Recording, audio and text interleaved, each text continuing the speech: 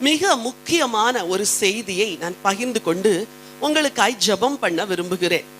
என்னோடு கூட ஏசாயா தீர்க்க தரிசன புத்தகம் 44 அதிகாரம் 21 வசனத்திற்கு வேதத்தை திருப்புங்கள். யாக்கோபே, இஸ்ரவேலே, இவைகளை நினை, நீ என் தாசன், நான் உன்னை உருவாக்கினேன், நீ என் தாசன், இஸ்ரவேலே, நீ என்னால் மறக்கப்படுவதில்லை.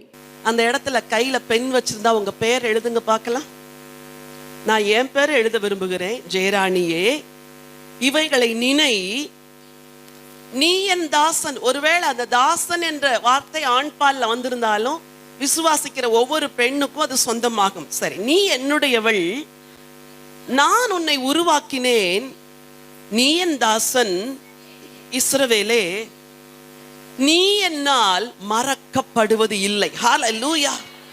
ஆண்டவர் அழகாய் சொல்லுகிறார், நீ என்னுடைய மகள், நான் உன்னை உருவாக்கினேன், நீ என்னால் மறக்கப்படுவது இல்லை. ஹல்லேலூயா. தாய்களாய் இருக்கிற, மதர்ஸா இருக்கிற உங்கள் எல்லாரையும் பார்த்து நான் ஒரு கேள்வி கேட்கிறேன்.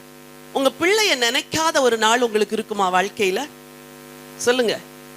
குழந்தை பிறந்த உடனே அப்படியே அந்த வலி கூட தீர்றதுக்காக படுத்துட்டு இருக்கும் போது குழந்தை முகத்தை கொண்டாந்து காட்டுவாங்க. ஆனா என்ன வலி இருந்தாலும் சிசேரியனா பண்ணிருந்தா கூட அப்படி அந்த குழந்தைய முத்த செய்யாத ஒரு தாய் கூட உலகத்துல இருந்தது கிடையாது. ஹல்லேலூயா.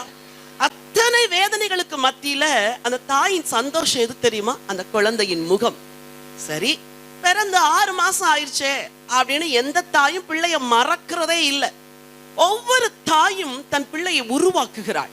பாலூட்டி சீராட்டி வளர்த்து அது குழந்தையா இருக்கும் பொழுதும் உருவாக்குகிறாள். வாலிப மகனாய் மகளாய் மாறும்போது உருவாக்குகிறார்கள். அதே போல திருமண காலம் வரைக்கும், திருமணத்திற்கு பின்பும் நம்ம அந்த பிள்ளையின் மேல நினைவா இருக்கிறோம். இதுதான் ஒரு மதர்ஸ் ஹார்ட். அப்போ உங்களை உண்டாக்குன ஆண்டவர் சொல்றாரு, நான் உன்னை உருவாக்கினேன் என்றால் நான் உன்னை மறப்பேனா? நான் உன்னை மறப்பதில்லை. கர்த்தர் உன்னை மறப்பதில்லை. இன்னைக்கு இங்க வந்திருக்கிற நிறைய பேர் உங்க கணவர் மறந்திருக்கலாம், உங்க தாய் மறந்திருக்கலாம், தகப்பன் மறந்திருக்கலாம், உடன் பிறந்தார் மறந்திருக்கலாம். ஆனா ஆண்டவர் சொல்லுகிறார், நான் உன்னை மறப்பதில்லை. ஹல்லேலூயா.